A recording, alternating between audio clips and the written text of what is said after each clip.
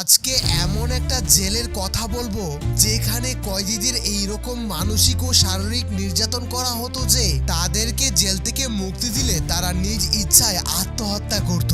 এই জেলে একদিন অ্যান্ডি ড্রুফেন নামক একজন কম বয়সী ব্যাংকারকে তার স্ত্রীর হত্যা মামলায় যাবজ্জীবন কারাদণ্ড দেওয়া হয়, কিন্তু সে এমনভাবে জেল থেকে পালিয়ে যায় যেই কারণে জেলের ক্যাপ্টেন ও ওয়ার্ডেন স্বেচ্ছায় আত্মহত্যা করে। তাহলে এই ব্যাংকার এমন কি বা কাজ করেছিল যে সাপও মরেছে আবার লাঠিও ভাঙেনি?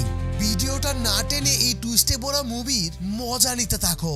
গল্পের শুরুতে আমরা এই অ্যান্ডি ড্রুফেন্সকে দেখতে পাই, যে বেটা এক মহা ক্যাচালে পড়ে গিয়েছে। প্রথমত সে জানতে পারে তার প্রিয়তমা স্ত্রী অন্য এক ধনী লোকের সঙ্গে চক্কর চলছে, আবার ড্রুফেন বেচারা তাদেরকে হাতে নাতে ধরেও ফেলে। তখন সে রেগে যায় এবং গাড়িতে বসে ইচ্ছা মতো লাল পানি খেতে লাগে আর নিজের পার্সোনাল গানটাকে লুট করতে লাগে। তারপর সিন শিফট হয় আদালতে। অ্যান্ডিকে বিপক্ষ দলের লয়ার ডাইরেক্ট তার ওয়াইফ এবং ওয়াইফের লাভারকে হত্যা করার দোষারোপ করতে লাগে, কিন্তু অ্যান্ডি বলতে লাগে সে নাকি তাদেরকে মারেনি। তাছাড়াও বেচারা নিজের গানটাকে নদীতে ফেলে দিয়েছে। আদালত এইসব আজগুবি কথাবার্তা শোনার পর এমনকি সমস্ত প্রমাণও অ্যান্ডির বিরুদ্ধে ছিল, তাই জজ সাহেব তাকে জীবনযাপন কারাদণ্ড দিয়ে দেয়। সিন শিফট হয় একটা কনফারেন্স রুমে, যেখানে আমরা রেডকে দেখতে পাই, যে নিজের যাবজ্জীবনে প্রায় 20 বছর অতিবাহিত করেছে। তাই এই জেলের বড় কর্মকর্তারা এসেছে, যদি সে কর্মকর্তাদের খুশি করতে পারে তাহলে রেডকে ছেড়ে দেওয়া হবে, কিন্তু বেচারা তাদেরকে খুশি করতে পারেনি, তাই রেডকে রিজেক্ট করে দেওয়া হয়। তখনই জেলের হুইসেল বেজে ওঠে, কারণ জেলে নতুন কয়েদি আসবে। তাই সমস্ত কয়েদি গেটের সামনে ভিড় জমাতে লাগে, আর এই দিকে রেড ও তার বন্ধুরা নতুন কয়েদিদের উপর বাজি ধরে, অর্থাৎ যে নতুন কয়েদি জেলের ভিতর প্রথম কান্না করবে তার উপর যে বাজি ধরবে তাকে উইনার হিসেবে সিলেক্ট করা হবে। আর রহস্যময়ভাবে রেড অ্যান্ডির উপর বেট করে বসে। এখন হয়তো আপনারা ভেবেছেন তারা জেলের ভিতর টাকা কোথায় পাবে। আপনি জেনে অবাক হবেন তারা সিগারেট দিয়ে জুয়া খেলে থাকে। নতুন কয়েদিদেরকে তল্লাশি নিয়ে তাদেরকে গোসল করিয়ে দেওয়া হয়। বলতে পারো যেভাবে নবজাতক শিশুকে পৃথিবী আপন করে নেয়। তারপর সিন শিফট হয় ঘুমানোর সময়। সমস্ত গার্ড চলে গেলে পুরাতন কয়েদিরা নতুন কয়েদিদেরকে বিরক্ত করতে শুরু করে এবং তাদের বিভিন্ন ভয় দেখাতে লাগে। আর এমনটা চলতে থাকে যতক্ষণ না নতুন কয়েদিদের মধ্যে কেউ কান্না করে। পুরাতন কয়েদিদের অপেক্ষার অবসান ঘটিয়ে এই মোটু লোকটা কান্না করে দেয় আর বলতে লাগে আমি নির্দোষ, আমি বাড়ি যাব। তার এইসব কথা শুনে পুরাতন কয়েদিরা আরো বেশি মজা নিতে লাগে। অতঃপর জেলের দায়িত্বরত ক্যাপ্টেন মিস্টার হ্যাডলি চলে আসে এবং মোটু লোকটাকে বের করে ইচ্ছা মতো রাম দুলাই দেয়। তারপর সিন শিফট হয় সকালবেলা খাবার টেবিলে। সব নতুন কয়েদিরা ভয়ে ভয়ে চলাফেরা করছিল, তবে অ্যান্ডি ছিল সবার থেকে আলাদা। সে এমন ব্যবহার করছিল যে তার কোনো কিছুই হয়নি। তখন অ্যান্ডি ও বাকিরা জানতে পারে কালকের মোটু লোকটা মিস্টার হ্যাডলির মার খেয়ে বেশি রক্তপাত হওয়ার কারণে রাতেই হাসপাতালে মারা গিয়েছে। এই সবকিছু হয়েছিল বাজি জিতার জন্য। ব্যাটিং যে একটা কি জিনিস ভাই, যে নেশায় পড়েছে সেই জানে। তারপর অ্যান্ডি গোসল করতে গেলে দেখা যায় এই বক্স নামের ছেলেটা তাকে বিরক্ত করছে, কারণ তার ইচ্ছা অ্যান্ডির সঙ্গে গে সেক্স করা। কিছুদিনের ভিতরে অ্যান্ডি জেলের ভিতর একটা কাজও পেয়ে যায়। এইভাবে প্রায় 1 বছর চলে যায়। তবে সর্বপ্রথম অ্যান্ডি রেডের সঙ্গে কথা বলে। তখন আমরা জানতে পারি রেড বাহির থেকে বিভিন্ন মালামাল জেলের ভিতর আনতে পারে। অ্যান্ডি তার কাছে একটা ছোট হাতুড়ি চেয়ে বসে। তখন রেড বলতে লাগে এইটা দিয়ে তুমি কি করবে? তখন আমরা জানতে পারি অ্যান্ডির পাথর থেকে বিভিন্ন জিনিস বানানোর একটা শখ রয়েছে, কিন্তু রেড চিন্তায় ছিল অ্যান্ডি কি জেল থেকে পালানোর জন্য হাতুড়ি আনতে চাচ্ছে। তবে কিছুদিন পরে দেখা যায় ভিন্ন লোকদের সাহায্যে সে হাতুড়িটা চলে এসেছে, আর এই জেলে কারেন্সি হচ্ছে সিগারেট। তবে রেড যখন এই হাতুড়িটাকে নিজে সেলে বসে আনবক্স করে তখন সে বুঝতে পারে এইটা দিয়ে সুড়ঙ্গ করে বাহিরে যাওয়া ইম্পসিবল। তারপর বই বিতরণকারীর মাধ্যমে অ্যান্ডির কাছে হাতুড়িটা পাঠানো হয়। এই বইওয়ালার নাম হচ্ছে ব্রুকস। তারপর সিন শিফট হয় জেলের ওয়ার্কশপের করিডোরে, যেখানে অ্যান্ডিকে ব্রুকসের লোকেরা তার সাথে গে সেক্স করতে চায়। তবে অ্যান্ডি তাদেরকে বাধা দেওয়ায় তাকে অনেক মারধর করে। তারপর এইভাবেই চলে যায় 2 বছর। হঠাৎ একদিন জেলের ওয়ার্ডান ঘোষণা দেয় যে কারাগারের ডান সাইডের বিল্ডিং এ ছাদ মেরামত করার জন্য 1 ডজন লোকের প্রয়োজন। তখন রেড একজন গার্ডকে কিছু সিগারেটের প্যাকেট দেয়, তাই রেড ও তার বন্ধুরা কাজ করার জন্য ছাদে চলে যায়। এখানে অ্যান্ডিও ছিল।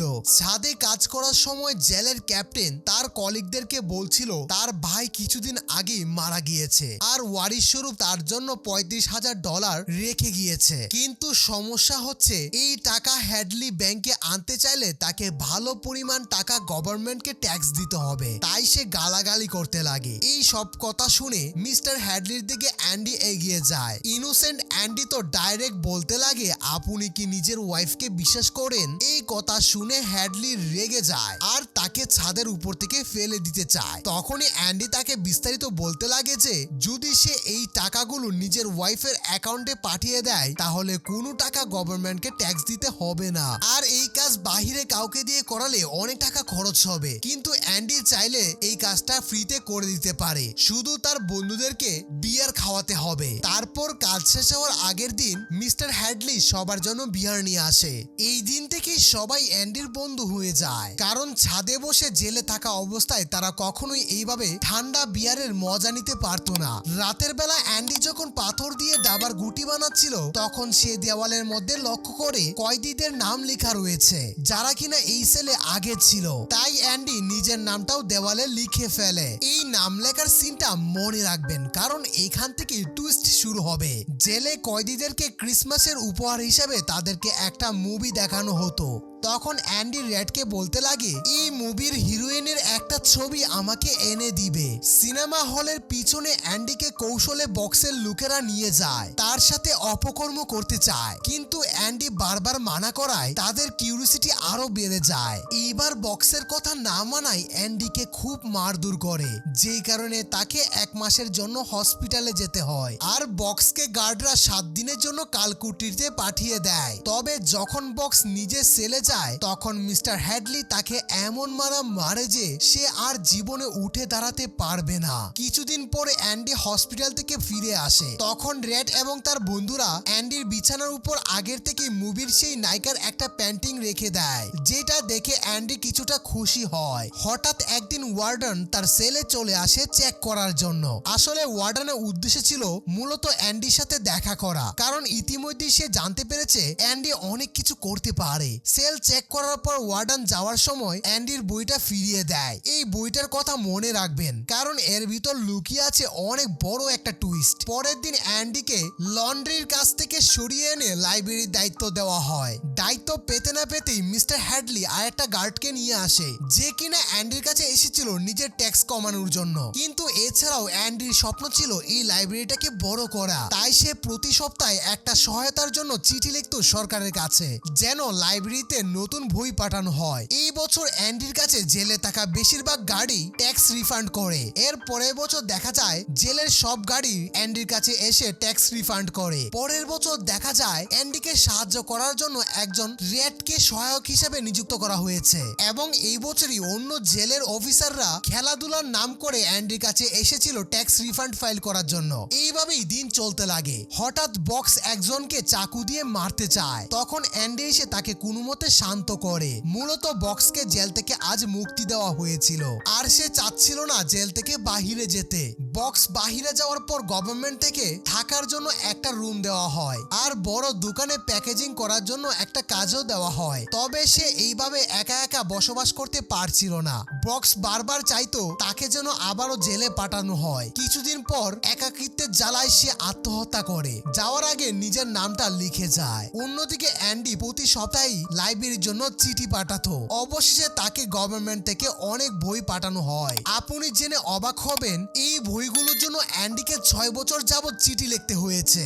বেচারা আবেগে পড়ে পুরনো দিনের একটা সিডি প্লে করে ফেলে, আবার সেটা জেলের বড় মাইকেও শোনাতে লাগে, যেই কারণে তাকে 7 দিনের জন্য কালকুটিতে রাখা হয়। অন্যদিকে রেডের 30 বছর পূর্ণ হওয়ায় বাহির থেকে বড় অফিসার আসে, তবে বেচারা এবারও রিজেক্ট হয়ে যায়। তাই অ্যান্ডি তাকে একটা বাসি উপহার দেয়। অ্যান্ডি সপ্তাহে 2টা করে চিঠি পাঠানোর কারণে গভর্নমেন্ট থেকে তাকে আবারও অনেকগুলো বই দেওয়া হয়। লাইব্রেরি চালানোর জন্য প্রতি মাসে তাকে $500 করে গভর্নমেন্ট থেকে দেওয়া হয়। তারপর দেখা যায় মাত্র 2 বছরই অ্যান্ডি উত্তর আমেরিকার সবথেকে ভালো লাইব্রেরি বানিয়ে ফেলে, এমনকি এখানে মিউজিকও শোনা যেত। অ্যান্ডির এই সমস্ত কষ্টের ফল ওয়ার্ডেন নিজের নামে করিয়ে ফেলে। কিছু বছরের মধ্যেই এই জেলের নাম বিভিন্ন ম্যাগাজিনে ছড়িয়ে পড়ে, তাই ওয়ার্ডেন কয়েদিদেরকে লেবার হিসাবে ব্যবহার করতে শুরু করে এবং তাদেরকে খুব কম টাকার পারিশ্রমিক দিয়ে একটা বড় অংশ তার পকেটে নিয়ে নিত।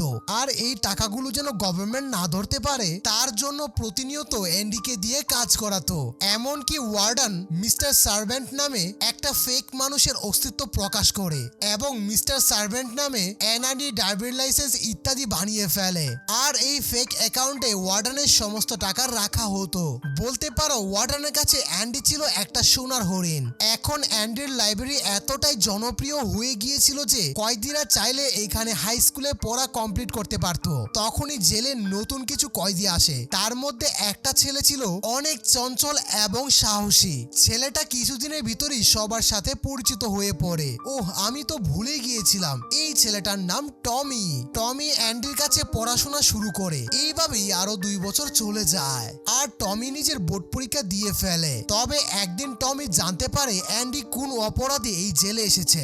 রেডের মুখে অ্যান্ডির অপরাধের কথা শুনে টমি এমন একটা সত্য গল্প শোনায় যা শুনে আপনিও অবাক হয়ে যাবেন। সে বলতে লাগে 3 বছর আগে টমি গাড়ি চুরির অপরাধে ইউএস এর একটা জেলে থাকা অবস্থায় ব্ল্যাক নামে একটা কয়েদির সাথে দেখা হয়। কয়েদিটা বলতে লাগে, আমি এক রাতে চুরি করার জন্য একটা বাড়িতে ঢুকে পড়ি, তবে বাড়ির মালিক আমাকে ধরে ফেলে এবং আমাকে মারতে শুরু করে। আমি রেগে তাকে ও তার লাভারকে মেরে ফেলি। এখানে মজার বিষয় হচ্ছে লোকটার লাভার একজন বড় ব্যাংকারের ওয়াইফ ছিল আর পুলিশ ওই ব্যাংকারটাকে ধরে নিয়ে যায়। এইটা শোনার পর অ্যান্ডির কাছে সবকিছু ক্লিয়ার ছিল, তাই সে তখনই ওয়ার্ডেনের কাছে চলে যায়। তবে ওয়ার্ডেন তাকে এই সব বিষয় নিয়ে চিন্তা করতে না করে, যেহেতু ওই সময় অ্যান্ডির পক্ষে কোনো সাক্ষী ছিল না, তাই অ্যান্ডিকে জেলে আসতে হয়। আর এতদিন পরে অ্যান্ডির কাছে একটা আশার আলো ফুটে উঠেছে, কিন্তু ওয়ার্ডেন তাকে বারবার মানা করে। তখন অ্যান্ডি বলতে লাগে, টমি যদি এই সাক্ষীটা হাইকোর্টে দেয় তাহলে আমি মুক্তি পাবো। অ্যান্ডি আরো বলতে লাগে, আপনি যদি আমাকে এরটুক সাহায্য করেন আমি আপনার টাকার কথা কাউকে বলবো না। তবে এই কথা শুনে ওয়ার্ডেন রেগে যায় আর অ্যান্ডিকে পুরো মাসের জন্য কালকুটিতে পাঠিয়ে দেয়। কিছুদিন পরে যখন টমির রেজাল্ট বের হয় তখন জানা যায় টমি ভালো রেজাল্ট করেছে। তবে সেই দিনই ওয়ার্ডেন টমিকে একটা নীরব জায়গায় ডেকে নেয় আর গার্ড ক্যাপ্টেন তাকে গুলি করে হত্যা করে, কারণ অ্যান্ডি বাহিরে গেলে তারা আর টাকা কামাতে পারবে না। পরে দেখা যায় ওয়ার্ডেন অ্যান্ডিকে বলছে টমি জেল থেকে পালাতে গিয়েছিল, তাই টমিকে গুলি করে হত্যা করা হয়েছে। টমি ছাড়া পাবার পর একদিন রেডকে বলছিল, যদি আমি এখান থেকে বাহিরে বের হতে পারি তাহলে জুয়াতেনে আও নামক একটা আইল্যান্ডে চলে যাব, যেটা মেক্সিকোতে অবস্থিত। সেখানে আমি একটা হোটেল দিব আর নষ্ট নৌকা ঠিক করব। তাই আমার সাহায্যের জন্য একটা লোকের প্রয়োজন, সেটা হচ্ছে তুমি। প্রতি উত্তরে রেড বলতে লাগে, এটা কখনোই সম্ভব না, আমার মনে হয় না আমি বাহিরে থাকতে পারবো, আমি এই জেলেই ভালো আছি। রেড না করায় অ্যান্ডি মন খারাপ করে এবং বলে, আমি এই জায়গায় আর থাকবো না, আমি মরে যাব। যাওয়ার আগে সে রেডকে বলে, যদি তুমি এখান থেকে কখনো বাহিরে যাও তাহলে আমার একটা কাজ করে দিও। বাস স্ট্যান্ডের বাহিরে অনেকগুলো বড় মাঠ রয়েছে, তার মধ্যে একটা গাছওয়ালা মাঠ রয়েছে। সেখানে যাওয়ার পর অনেকগুলো পাথর পাবে, কিন্তু পাথরের মধ্যে একটা কালো পাথর পাবে। কালো পাথরটা সরালি একটা জিনিস পাবে। তখন রেড বলতে লাগে, সেখানে কি আছে? প্রতি উত্তরে অ্যান্ডি বলে, তার জন্য তোমাকে সেখানে যেতে হবে। লাঞ্চের টাইমে দেখা যায় রেডের বন্ধুরা বলছে অ্যান্ডি এখন আগের মতো নেই। তখন একজন বলে, আমি তো তাকে 6 ফিট লম্বা একটা রশি দিয়েছি। সবাই ভেবেছিল হয়তো আজ রাতে অ্যান্ডি আত্মহত্যা করবে। তারপর সিন শিফট হয় রাতের বেলা। অ্যান্ডি ওয়ার্ডেনের সমস্ত কাজ করে দিয়ে নিজের সেলে ফিরে আসে। এখানে রয়েছে আসল টুইস্ট। রাতে জেলের সমস্ত লাইট অফ হয়ে যাওয়ার পর নিজের হাতে রশি নেয় আর সেই রাতে প্রচুর বৃষ্টি হচ্ছিল। সকালে সবাই সেল থেকে বের হয়ে গেলেও অ্যান্ডি ডুফ্রেন বের হচ্ছিল না, তাই গার্ডরা চেক চেক করার পর দেখে সেই সেলে অ্যান্ডি নেই। অন্যদিকে বেচারা ওয়ার্ডান দেখতে পারে তার জুতার বক্সে অ্যান্ডির জুতা রাখা রয়েছে। তখনই ওয়ার্ডান দৌড়ে অ্যান্ডির জেলে যায়। অ্যান্ডি পালিয়ে যাওয়ার কারণে ওয়ার্ডান রেগেমিগে রেডকে জিজ্ঞাসাবাদ করা শুরু করে। তখনই ওয়ার্ডান সেলে থাকা হিরোইনের পোস্টারটা সরাতেই দেখতে পারে দেওয়ালে গর্ত রয়েছে। পুলিশদের অভিজ্ঞ কুকুরের মাধ্যমে খোঁজার পর দেখা যায় 1.5 কিলোমিটার দূরে বাহিরে একটা নালার মধ্যে ছোট একটা হাতুড়ি পাওয়া যায় এবং অ্যান্ডি ডুফ্রেনের পুরাতন কাপড় চোপড়ও পাওয়া যায়। আপনাদেরকে যে বলেছিলাম দেওয়ালের নাম লেখার কথা, সেই দিন অ্যান্ডি যখন দেওয়ালের নাম লিখতে যাবে তখনই দেওয়ালের কিছুটা অংশ ভেঙে পড়ে যায়। তখন অ্যান্ডি বুঝতে পারে এই দেওয়ালটা অত্যন্ত নরম, তাই সে প্রতি রাতে গর্ত করত আর বালিগুলো সবার চোখ ফাঁকি দিয়ে বাহিরে ফেলে দিত। আর সেই রাতে ওয়ার্ডানের সমস্ত হিসাব মিস্টার স্টিভেন নামক ফেক এনআইডিটা সে সঙ্গে করে নিয়ে যায়। আর রাত গভীর হলে নিজের প্রয়োজনীয় জিনিসপত্র ব্যাগে ভরে নেয়। হিরোইনের পেন্টিংটা সরিয়ে সুড়ঙ্গের মধ্য দিয়ে সে জেলের একদম শেষ মাথায় চলে যায়। নিজের প্রয়োজনীয় জিনিস সে আগে রশির মাধ্যমে নিজের পায়ের সঙ্গে বেঁধে ফেলেছিল। নিচে নামার পর জেলের সমস্ত ময়লা যাওয়ার বড় পাইপটাকে সে ভাঙতে শুরু করে। যেহেতু সেই রাতে বৃষ্টি হচ্ছিল তাই বজ্রপাতের শব্দের সাথে সাথে কাজ করছিল, এই জন্য গার্ডরা কোনো শব্দই পায়নি। পাইপটা ভাঙা হয়ে গেলে তার ভিতর দিয়ে প্রায় 1.5 কিলোমিটার রাস্তা পাড়ি দেয়। পাইপটার ভিতরে এই পরিমাণ দুর্গন্ধ ছিল যে অ্যান্ডি কয়েকবার বমি করে দেয়। মধ্যরাতের দিকে সে পাইপ থেকে বের হয়ে নালার ধারে চলে যায়। পরের দিন দেখা যায় অ্যান্ডি ইউএস এর ন্যাশনাল ব্যাংক থেকে ওয়ার্ডানের ফেক অ্যাকাউন্ট থেকে সমস্ত টাকা নিজের নামে বের করে দেয় এবং ওয়ার্ডানের সমস্ত অপকর্ম ইউএস এর গভর্নমেন্টের কাছে পোস্ট করে দেয়। আপনারা জেনে অবাক হবেন সেই ফেক অ্যাকাউন্টে প্রায় $3,76,000 ছিল। কিছুদিন পরে দেখা যায় জেলের মধ্যে গভর্নমেন্ট থেকে বড় বড় পুলিশ অফিসাররা চলে এসেছে এবং মিস্টার হ্যাডলিকে মুহূর্তে পুলিশরা ধরে ফেলে। আর ওয়ার্ডান যখন জানতে পারে তার সমস্ত অপকর্ম ফাঁস হয়ে গিয়েছে তখন সে নিজেকে ঘরের মধ্যে আটকিয়ে নেয় এবং গান দিয়ে নিজেই আত্মহত্যা করে। তারপর সিন শিফট হয় জেলের গেটে।